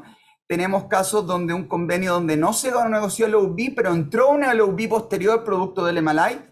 Tenemos convenios donde directamente nos apartamos del LOB y nos vamos por el tema del Principal Purpose Test, que es un test subjetivo en vez del LOB, y por lo tanto ver cuál es la norma antiabuso aplicable en la red de convenios de Chile no es una cosa tan simple como parece, y por lo tanto con esta lámina traté como de ordenar un poquito de alguna manera el panorama, ¿ok? Y vámonos finalmente a, entendido este contexto, a la norma del LOB entre el convenio entre Chile y Estados Unidos. Esto está en el artículo 24, es un artículo bastante largo, como les comenté en la primera presentación que una vez hice en IFA Chile, analicé directamente el artículo 24. Y es un artículo muy extenso, y la verdad es que, por supuesto, ustedes lo podrán leer, y la idea mía es dar como algunas pinceladas de cosas que me parecen interesantes. En esta lámina está la estructura. Y sobre todo teniendo en cuenta que esto va a requerir interpretación de impuestos internos, y en esto paso un aviso, impuestos internos en este momento, pese a que le han llegado ciertas preguntas respecto al convenio de doble tributación con Estados Unidos, no está respondiendo oficios del convenio con Estados Unidos. Entonces no sé si algunos lo han invitado a retirarlo o ya le han contestado que no. Básicamente la postura de la subdirección normativa es que el convenio con Estados Unidos no está vigente, todavía puede ser objeto de modificaciones y por lo tanto no puede opinar sobre ningún cuerpo normativo no vigente. Entonces la verdad es que además gente que se ha querido como adelantar y hacer preguntas en el OB y en otros términos, básicamente impuestos internos chileno al menos, no tiene ningún tipo de explicación adicional a las 3 páginas del artículo 24 que ustedes ven en el convenio. Si quieren leerlo más en profundidad, váyanse a la US Technical Explanation y ahí van a tener 35 páginas sobre aplicación del LOB si es que quieren tener en algunos tipos de consideraciones específicas. El párrafo número 1 del artículo 24 es aquel que establece que no basta ser considerado residente, tienes que ser una persona calificada. El párrafo 2, que es el que voy a ver en la última lámina del slide, es básicamente el que enumera quiénes son personas calificadas, o sea, junto a ser residentes son personas calificadas. Después, hay ciertos casos donde aún no siendo personas calificadas, si tienes lo que los gringos llaman un Active Trade of Business, tú también te puedes entrar como persona calificada. Tiene una cosa bastante singular en el párrafo 4, que aún no habiendo cumplido nada de lo anterior, se le puede pedir a las autoridades competentes, que están definidas al comienzo del convenio, que a uno le otorguen los beneficios del convenio sin cumplir la norma del OB. Y la verdad es que no lo voy a detallar, pero hay varios casos donde Estados Unidos ha concedido esos permisos porque es un permiso bastante amplio. Y obviamente nosotros somos como pajaritos frente a la norma de la OB, es como en la típica caso cuando te toca un tema de discusión y discutes con un colega de otro país sobre la cláusula Chile. El que tú tienes al otro lado, la cláusula Chile, él solo la conoce respecto a su convenio. Uno la conoce con los 35 convenios, entonces uno tiene como un PhD respecto a la cláusula Chile y el otro tiene solo su convenio que tiene eso, entonces uno le explica, bueno, ocurre exactamente lo mismo al revés. O sea, Estados Unidos te puede dar clases de la OB, son los pioneros, los que lo inventaron, los SD se plegó a ellos y por lo tanto, en el fondo yo creo que va a estar muy influenciado lo que haga la autoridad tributaria chilena en esta norma discrecional respecto a lo que el IRS americano haga o no haga. Y hay un tema de falacia de autoridad, si ustedes quieren, que va a estar incrustado. Después en el párrafo 5 hay temas de relaciones triangulares y después el párrafo 6 define algunos términos, qué es cotizado en bolsa, cuáles son las bolsas, el Nasdaq, etcétera, que fueron los temas donde no nos vamos a meter ahora. Y la última lámina simplemente es para tener un repaso a nivel del LOB Chile-Estados Unidos de quiénes son personas calificadas. Bueno, las personas naturales es fácil. O sea, yo diría que a las personas naturales les basta cumplir con el requisito del artículo 4. Si cumplen el requisito del artículo 4.1 o entran en el sistema de tiebreak rule del 4.2 y finalmente quedan como residentes, son inmediatamente personas calificadas. Y por lo tanto yo diría que ahí no hay una capa adicional de exigibilidad ante abuso. Lo mismo el otro estado contratante. Cualquiera subdivisión, agencia, organismo es una persona calificada del LOB, pero cuando ya nos metemos en sociedades, la cosa cambia. Un primer criterio para entrar son sociedades que cotizan en bolsa, y ahí está toda una serie de descripción de qué se entiende, cuáles son las bolsas en que pueden operar la casa matriz o la subsidiaria. También ser subsidiarias de sociedades que cotizan en bolsa también te da la posibilidad de entrar como persona calificada. Sociedades matrices de grupo multinacional. Este es un tema bien complejo porque asumimos que alguien está recurriendo al número 5 porque no entró por cotización en bolsa, ¿ya?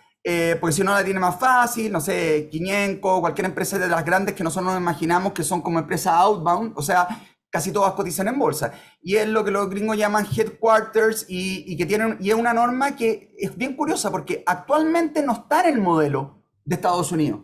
Por lo tanto, Estados Unidos tiene esta norma con algunos países, Chile entre ellos y Holanda me parece también. Y por lo tanto, si también bajo una serie de definiciones la casa matriz de la entidad está en un determinado país, eso también te hace ingresar. Entidades ecuacionales, religiosas, de caridad científica, fondos de pensiones. Esto es muy importante. En realidad no dice fondos de pensiones, no está pensado en la AFP, está pensado en fondos cuyo giro principal es pagar pensiones, por lo cuanto en teoría, si después tú podrías configurar una suerte de fondo mutuo, donde pruebas que el giro principal de ese fondo es reclutar inversiones para pagar pensiones, en teoría también podrías calificar. Y esto fue una de las principales, yo creo, beneficios que se trató en el modelo, en el convenio con Estados Unidos de tener. O sea, dado que el sistema de capitalización individual está muy basado en la inversión institucional, sobre todo en instrumentos en el extranjero, se buscó precisamente en el convenio de parte de Chile tener protección a que de alguna manera no hubiera tributación y beneficiarse la tasa cero de Estados Unidos en el convenio cuando es de allá hacia acá. Cuando obviamente ellos invierten instrumentos financieros para acá, sigue operando la cláusula Chile y por lo tanto es muy importante eso. Y como norma de cierre, también hay sociedades que llevan activamente un comercio y esto está mezclado con una cláusula que se llama de propiedad y erosión de base, donde tú tienes un test por cuánto tiempo de un año calendario tú tuviste propietarios que son residentes de un determinado país, que es un test por arriba, y también un test por abajo que básicamente te dice cuánto erosionaste la base, o sea, cuánto del ingreso que generaste en un determinado país finalmente lo neteaste con gastos cross-border que hiciste salir esos ingresos de fuera de la jurisdicción. O sea, en la medida de que tú cumplas eso, lleves un negocio activo, tenga este test de propiedad por arriba y test que no está erosionando todo por abajo, básicamente es una forma adicional de entrar al tema del LOB. Y para terminar, creo que estamos un minuto, Ignacio, una reflexión que tiene que ver con temas contingentes que se están discutiendo ahora, porque siempre es bueno hacer estas conexiones, porque la verdad es que el convenio con Estados Unidos, esto es como el cuento de Pedrito y el lobo, todo se va a venir, siempre hay algo, todo el mundo ha dicho que ahora sí estamos viendo la luz al final del túnel, la historia del senador de Kentucky que tuvo retenido 10 años el convenio y todo, pero la verdad es que yo he escuchado gente que dice, y de puestos internos, que cree que esto va a estar operativo el 2026. Y hay otra gente más optimista que cree que va a estar el otro año. Entonces, sigue siendo un tema que vuelve, que tiene como oleada el convenio con Estados Unidos. De repente se analiza en el seminario, se vuelve a tocar. Esperamos que esta sea la oleada final y entre en una canaleta de aprobación. Pero tiene que ver con lo siguiente. El LOB es un test objetivo. No es un test subjetivo como el Principal Purpose Test, donde usted le dice, a ver, ¿cuál es la intención que usted tuvo en ir acá? Por lo tanto, no atiende a elementos de tipo subjetivo, dirían los penalistas. Y por lo tanto es una serie de consideraciones fácticas que tú tienes que tener en cuenta para ver si calificas como persona calificada o no. Entonces una pregunta que yo hago es ¿qué va a ser impuesto interno cuando este convenio esté vigente, cuando vayan, por ejemplo, a pedir certificados de residencia? ¿Va a ser un certificado de residencia que solo va a servir para el artículo 4? ¿O va a ser un certificado de residencia donde va a tener incrustado el LOB? O sea, usted es residente de Chile y al mismo tiempo yo certifico que usted cumple el LOB, o van a emitir el certificado de residencia tradicional, que es solo para efectos del artículo 4, y el LOB juega paralelo. La solución estadounidense es la segunda. En el Form 8802, que donde están las instrucciones, solo emite certificados de residencia y el LOB se ve en la práctica. Y se ve en la práctica no ex ante. Uno no tiene que ir a pedir un permiso o que le califiquen previamente. Tú tomas la posición tributaria que eres LOB y por lo tanto, o que calificas para que el LOB no te aplica a ti, por lo tanto eres persona calificada y por lo tanto después en una fiscalización se verá si esa es la ocasión o no. Y eso va a ser un tema bien importante a cómo operar en la práctica en Chile. Y con esto termino. A propósito de la exención de IVA, cuando uno hace pagos de impuesto adicional, que es la exención del 12.7, y este es el tema concreto que les quería tocar, que es una norma que las dos veces la tocó Piñera, curiosamente, el 2012 y después el 2020, donde la delegó, básicamente el objetivo es que no hubieran pagos que no llevaran ni withholding tax ni IVA, lo cual al final el segundo parche terminó siendo la norma inentendible porque te dice salvo que sean prestados o utilizados en Chile. Si una exención me está pidiendo que no sea prestado o utilizado en Chile, la verdad es que no necesito la exención, cualquiera sea esta, la del 12 al 13, porque el tema lo saco por el artículo 5 de la ley de IVA, eso no se entiende mucho. Pero básicamente, ¿qué pasa si yo hago un pago a Estados Unidos que se tiene que ir con withholding tax porque alguien no califica para el LOB o porque alguien no exhibió un certificado de residencia?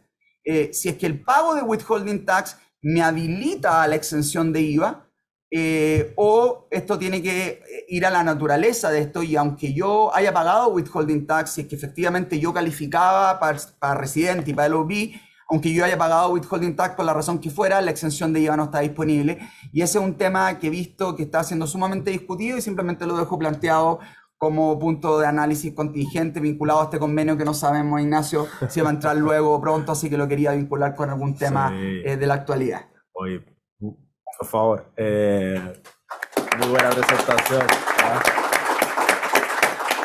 Muchas gracias, Juan Pablo. Hoy una súper buena presentación, súper atingente a la realidad de hoy y con varios temitas bien detallados. No sé si estamos medio apretados de tiempo, no sé si alguien quisiera alguna pregunta, si no, yo creo que ya estamos, parece que no. Yo tenía algunas, pero me las voy a tener que guardar. Las dejamos para el Liguria. Eso, las dejamos para el Liguria. Oye, eso. Yo solo quiero anticipar que probablemente la exención de IVA no vaya. Ya, ok. Oye, muchas gracias, Juan Pablo, súper buena presentación. Y para finalizar, tenemos a Pablo Bravo, que va a presentar la ponencia sobre ventas indirectas. Pablo es abogado de la Pontificia Universidad Católica de Chile, tiene un magíster en tributación del London School of Economics and Political Science y un magíster en dirección y gestión tributaria de la Universidad Adolfo Ibáñez. Es docente de diversas universidades, actualmente entiendo principalmente en la Universidad Mayor. Así que, Pablo, por favor. Bueno, muchas gracias. Primero quería agradecer a la universidad y al profesor Sergio Andrés por esta invitación. Y es interesante que acá nos hagamos todas estas preguntas, porque si bien la presentación de Víctor y la presentación de Juan Pablo son normas que hoy día no están vigentes, pero hay que anticiparse a eso, ¿ya? O sea, en algún minuto van a entrar en vigencia y son normas a las que no estamos acostumbrados. Entonces es bien importante hacerse todas esas preguntas y la conexión con la norma interna. Y en el caso de mi presentación, se trata básicamente de un problema súper actual, ¿ya? Y aquí me voy a mandar un tremendo disclaimer, porque gran parte de mi trabajo, Juan Pablo lo analizó en un artículo que escribió en el anuario de la Diego Portales, ¿ya? Y lo interesante es que hizo una recopilación de cómo los convenios tratan el tema de la venta indirecta y lo que es hasta ese minuto, que cuando Juan Pablo escribió el artículo, no estaba resuelto o ni siquiera todavía estaba pendiente el tema del fallo del TTA, ¿ya?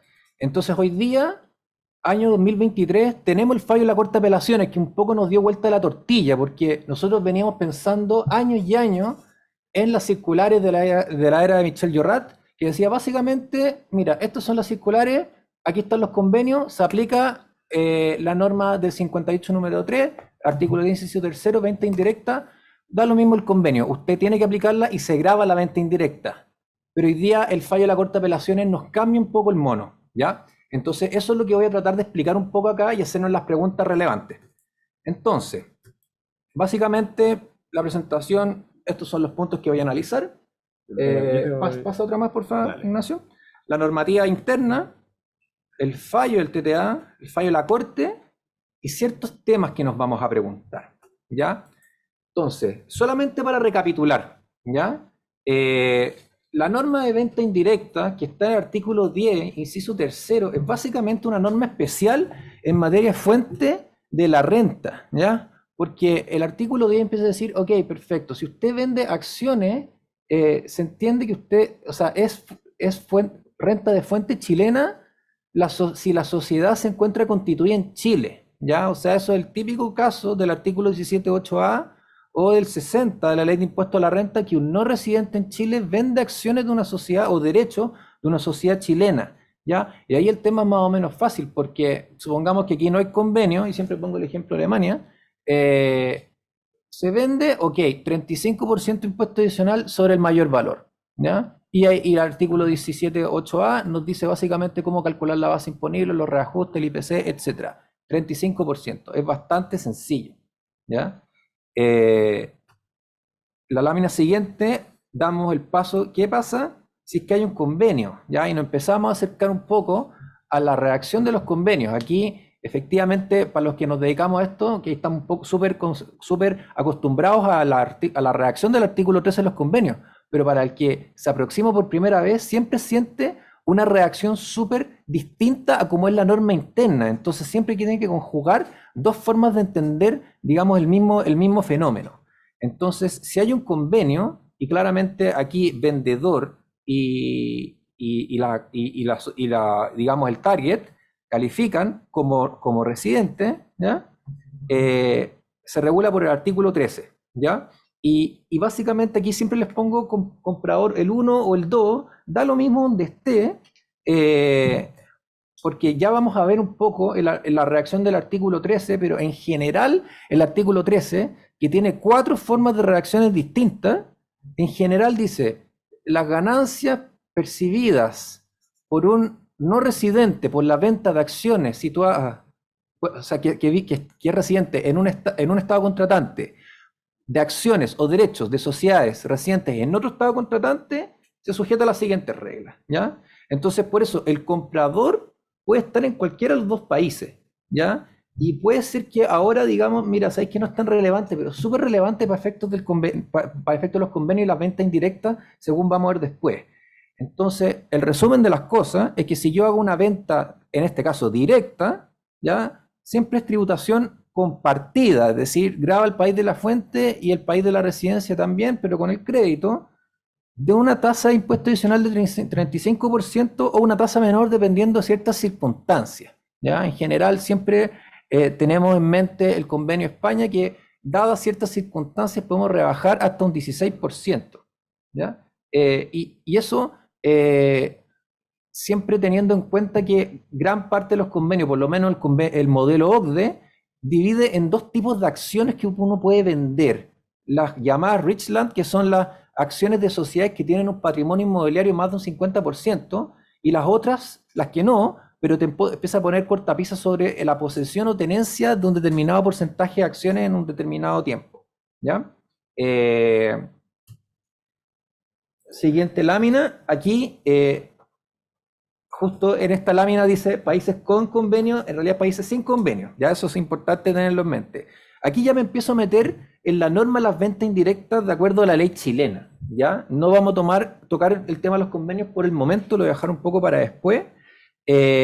Obviamente en esta ponencia no me voy a meter ni siquiera en los factores o en los criterios de fondo para aplicar la norma de las ventas indirectas, pero básicamente que un no residente en Chile vende acciones de una sociedad que también es no residente y que esa tiene participación indirecta en negocios en Chile que representan una entidad suficiente determinada por la ley chilena para que se grave en Chile, ¿ya? Y obviamente este caso, ya todos lo saben, los que nos dedicamos a esto, esto nació de un caso muy particular, el caso Diputada Las Condes, que efectivamente se vendió en un layer más arriba y no quedó sujeto a tributación. Entonces todos se preguntaron cómo, o sea, podría haberse vendido directamente la participación en Chile, pero en ese minuto dijeron, ¿sabes qué? Vendamos un layer más arriba y no quedó afecto a impuestos en Chile. Y por eso se crearon una serie de leyes que desembocaron en la norma del año 2014 y como la entendemos hoy en día, ¿ya? Y nuevamente vuelvo a poner el caso de que el comprador puede estar en cualquiera de los 2 países, ¿ya? Puede que esté en Chile o puede que esté afuera. En general está afuera, porque esto se trata muchas veces de ventas que aparecen o que se realizan aguas arriba en otros países y que de repente dicen, oye, ¿sabéis que tenemos un negocio en Chile y hay que ponerse a hacer el análisis? Nunca me ha pasado de que un chileno compre un negocio afuera y que a su vez tiene una participación en Chile, ¿ya? Pero igual hay que dejarlo claro porque la norma no distingue, ¿ya? Y bueno, siempre hay un par de temas adicionales de esta norma que siempre yo diría que no nos dan dolor de cabeza, pero nos dan mucha pega, que esta norma tiene normas especiales de determinación de la base imponible, porque el artículo 58 número 3 dice, ok, perfecto, se graba con impuesto adicional, pero hay básicamente 2 formas de determinar la base imponible. Y también hay una obligación de presentación de una declaración jurada para poder ponerle en conocimiento al Servicio de Impuestos Internos de que se han realizado ventas indirectas grabadas conforme a la ley chilena, ¿ya? Entonces, ¿cuál es la pregunta que nos hacemos acá? Las ventas indirectas y los tratados de libre tributación. Entonces, yo creo que antes de ponernos a analizar qué es lo que dicen los tratados, creo que es fundamental que nos vayamos al fallo del TTA, ¿ya? ¿Por qué? Porque el fallo del TTA, y aquí resumimos un poco como la historia de qué es lo que ha dado pie a toda esta discusión que nos vemos hoy en día envuelta. Entonces, se usó un convenio que es muy conocido y se usa harto, digamos, con muchos clientes, que el de España. ¿Por qué? Porque el de España, dadas determinadas circunstancias, te da la posibilidad de grabar con un 16%, ¿ya? De tasa. En este caso, un caso muy específico, pero también bastante conocido con temas de infraestructura, no sé por qué, pero me ha pasado mucho que en temas de infraestructura siempre los accionistas, los financistas son españoles, ¿ya? Entonces, básicamente, el caso se trató de un contribuyente, en este caso, Inversiones Capital Global S.A., que es la sociedad que está más arriba, la matriz del grupo español, que vendió la participación que tenía en infraestructura americana y se la vendió a Abertis, ¿ya? O sea, ahí está claro. Y el test de porcentaje funcionaba. Entonces decía, perfecto, esta venta en principio cumple con el artículo 10, inciso tercero de la ley de impuesto a la renta. Entonces, ¿qué es lo que hizo el contribuyente? El contribuyente, esto es súper importante, decía, yo no creo que esto está grabado con el artículo, con las ventas indirectas, pero lo voy a pagar igual. Lo voy a pagar igual, cerramos la operación y después, acto seguido, voy a pedir la devolución. Entonces lo declaró como una ganancia de capital esporádica, perfecto, pagó el impuesto, no era poca plata, y pidió la devolución. Entonces ahí el Servicio de Impuesto Interno le dijo, ¿sabe qué? No le voy a dar la devolución. ¿Por qué? Porque el convenio de tributación con España, así como muchos, señalan que la venta de acciones que no son las que tienen patrimonio inmobiliario otorga tributación compartida con el país de la fuente y residencia, habiendo posesión directa o indirecta. Y esa era la postura histórica del Servicio de Impuestos Internos desde las circulares del año 2014. Entonces, ahí Juan Pablo, de hecho, en el artículo que escribe, al final da una conclusión y dice, esas circulares sin explicar mucho te dicen, listo, se aplica la venta indirecta porque dice posesión directa o indirecta, pero sin hacer un análisis de fondo, ¿ya? Solamente porque lo dice. Y como veremos más adelante, el fallo de la Corte de Apelaciones dice, espérense, lean el encabezado, ¿ya? Entonces, no se vaya directo, dice directo, indirecta, porque es como un dulce que nos pone el tratado. Entonces dice, chuta, dice directa o indirecta, listo, aplicamos venta indirecta.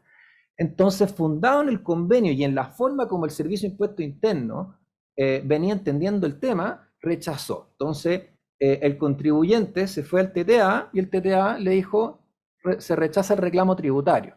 Entonces, el contribuyente nuevamente se va a la Corte de Apelaciones, ¿ya? Deduce recurso de apelación y este año lo gana. Le revocan la sentencia de primer grado, ¿ya? Entonces, pasemos a la siguiente diapositiva y aquí están las razones. Entonces, la Corte de Apelaciones, en un fallo que es bien sucinto, pero tiene harta sustancia, ¿ya? Dice, miren, ¿saben qué? Aquí se relata primero el punto, dice, hay dos temas, ¿ya? Primero se va a un tema más bien histórico, que dice, ¿de dónde viene la norma de venta indirecta?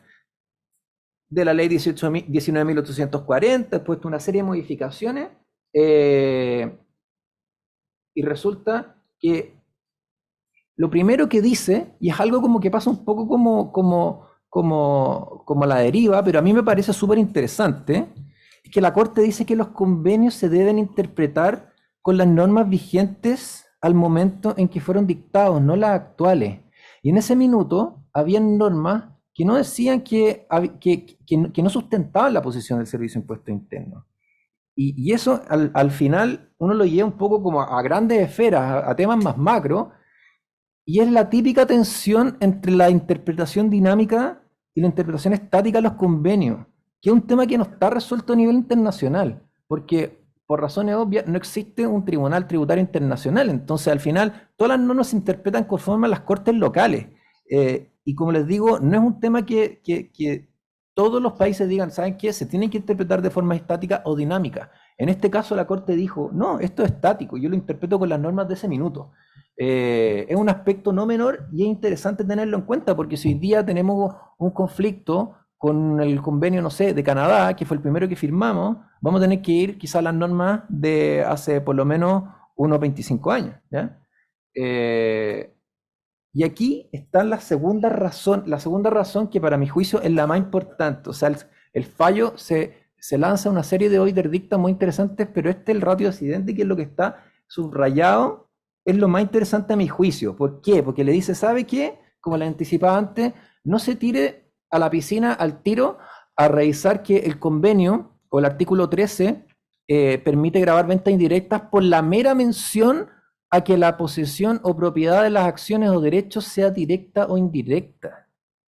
Lo que dice el artículo 13 es que dice, el perceptor de la ganancia tiene que estar en un estado contratante y las acciones deben ser emitidas por una sociedad en el otro estado contratante. Así, ¿ya? Esa es la razón que tomó la Corte de Apelaciones. Lo dejó por el encabezado. Después dijo, me da un poco lo mismo lo que sigue después, porque lo que sigue después es solamente yo habiendo pasado el primer test, que es el tema de la residencia, tanto del vendedor como del target, ¿ya? Pero aquí, en el caso que vimos, el target vendido, y esta es la posición que tomó la Corte, el target vendido estaba en España y el vendedor estaba en España, ¿ya? Entonces dice, yo no tengo nada más que hacer acá. Entonces, si yo no tengo nada más que hacer acá, me voy al último numeral del artículo 13, que era un poco lo que anticipaba Juan Pablo, que es la norma de clausura, que dice cualquier otra renta no verificada en o no contemplada en este artículo, ganancias de capital, solamente existe potestad en el estado de la residencia para gravar. Entonces, solamente existiendo en el estado de residencia, dice, bueno, tengo que revocar la sentencia de primer grado. Y por supuesto están las otras razones también relevantes, que por ejemplo el artículo 10, número 3, una norma de control, entonces se tiene que interpretar de forma restrictiva, efectivamente. O sea, uno no puede andar estirándola a más no poder para acaparar situaciones que no están contempladas, ¿ya? El punto 4 lo voy a tocar en un rato más, porque efectivamente el artículo 13, como yo les mencionaba, tiene 4 redacciones distintas, ¿ya? Entonces, hoy en día dicen que del convenio con Uruguay y Argentina contemplan cláusulas que, si bien no dice específicamente que se puede grabar las ventas indirectas, no tiene el mismo wording que el típico artículo 13, que dice lo que les mencionaba, las ganancias de un perceptor de la renta en un estado contratante por ventas de acciones. Simplemente tiene un wording distinto que habla la venta de derechos representativos, etcétera. Ya lo veremos. Entonces dice, mira, si existen convenios que lo contemplan, justamente se hizo para contemplar estas situaciones de venta indirecta. Entonces no me traslade ese argumento a convenios que no tienen esa redacción, como el de España, ¿ya? Entonces, repasando un poco la estructura, claramente acá, inversiones capital global, vendedor, vendió el target que estaba en España. Entonces, como les decía, la Corte eliminó ahí el punto, no se metió más. Y ahora metámonos un poco a lo que dice el convenio, ¿ya? Como les mencionaba, un residente de un estado contratante obtenga por la enajenación de derechos de una sociedad residente del otro estado. Pueden someterse, o sea, tributación compartida, ¿ya? Luego seguimos. Claramente la Corte dijo, eso no aplica, entonces me voy a la cláusula de la norma de clausura, que es el punto 5, que las ganancias derivadas de venta de cualquier otro bien distinto solo pueden someterse a la imposición de estado contratante en el que reside el enajenante, o sea, tributación exclusiva en residencia. No me tuve que ir al artículo 21, porque efectivamente, como dijo Juan Pablo antes, la redacción de los artículos 21 hoy en Chile es un poco confusa, pero con esto me soluciona un poco el tema. O sea, estoy en acciones y aquí me dio la norma de clausura, ¿ya? Entonces, básicamente, se revocó el fallo de primera instancia, ¿ya? Y se declaró aplicación, o sea, tributación exclusiva en el país de residencia. Entonces, ¿qué pregunta nos deja esto para adelante? Y aquí vuelvo a lo que yo mencionaba antes. ¿Cómo tratan los convenios de doble tributación el tema de las ventas indirectas?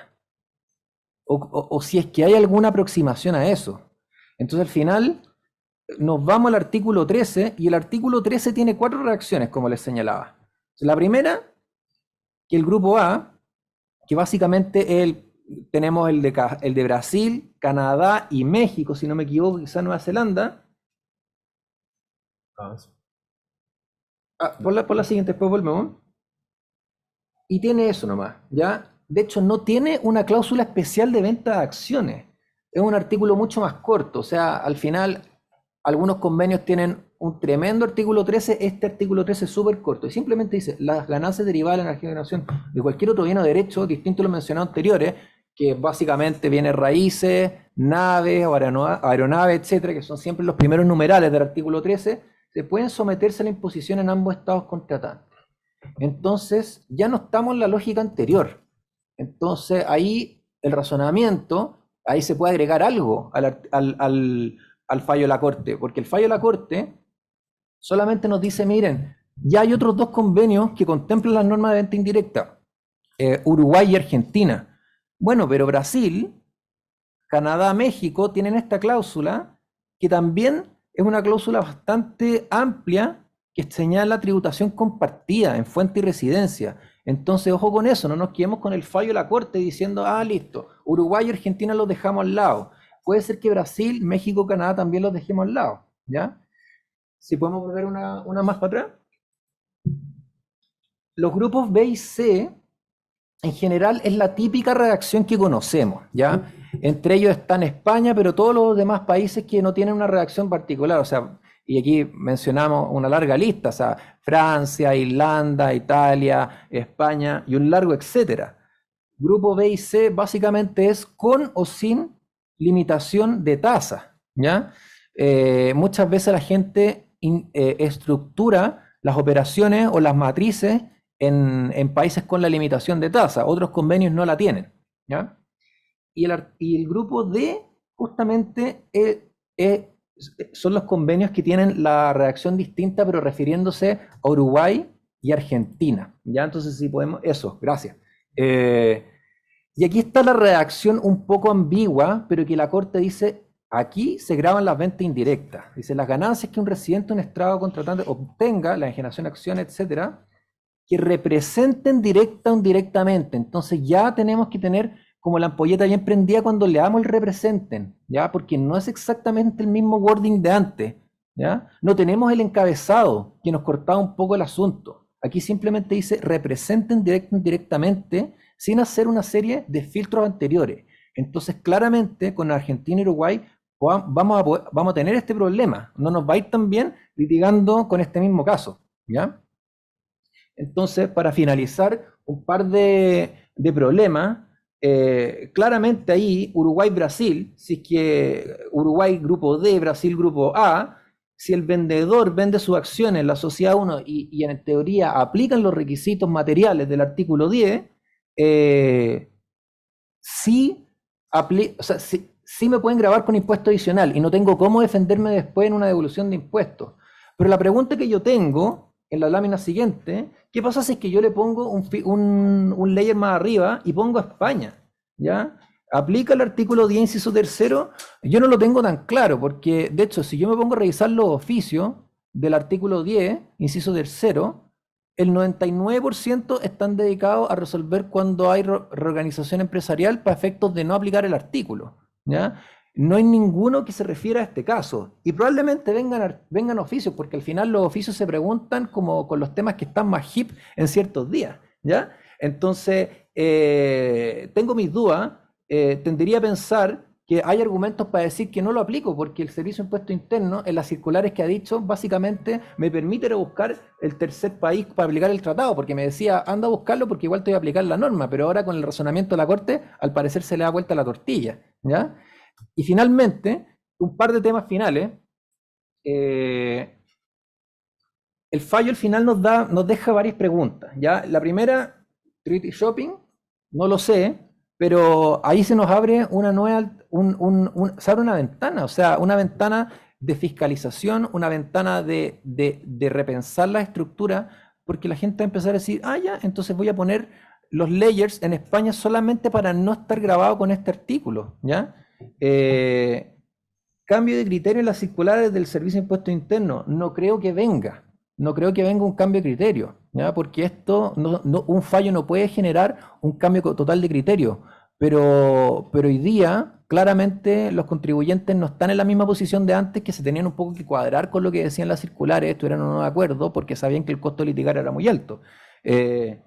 Nuevos juicios por devoluciones de impuestos, yo creo que se van a venir, ¿ya? Porque efectivamente puede que muchos tengan las operaciones estructuradas, como el caso que vimos. Y quizás ya hay devoluciones de impuestos en marcha una vez que ya vieron el fallo de la Corte.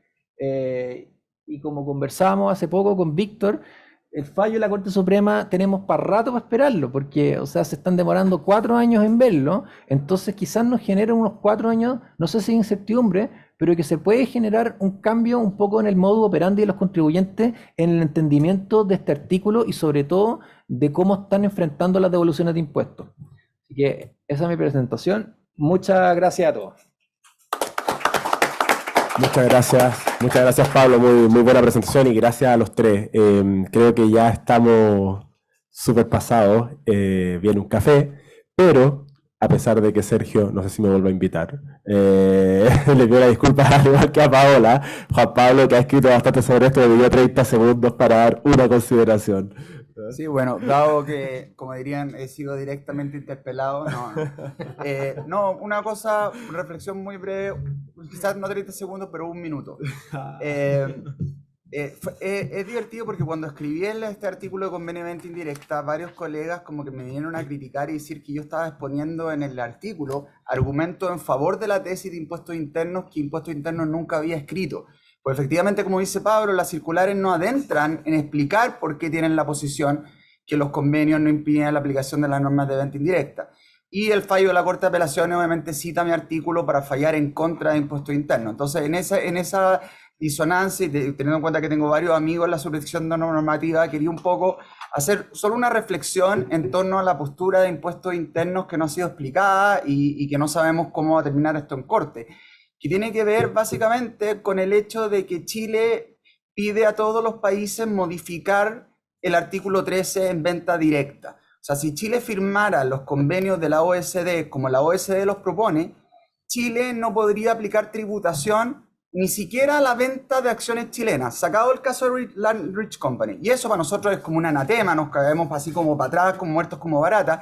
Pero esa es la regla. Chile, por supuesto, no acepta eso y le pide a todos los estados contratantes que nosotros sí vamos a hacer tributar la venta directa de acciones en Chile o no.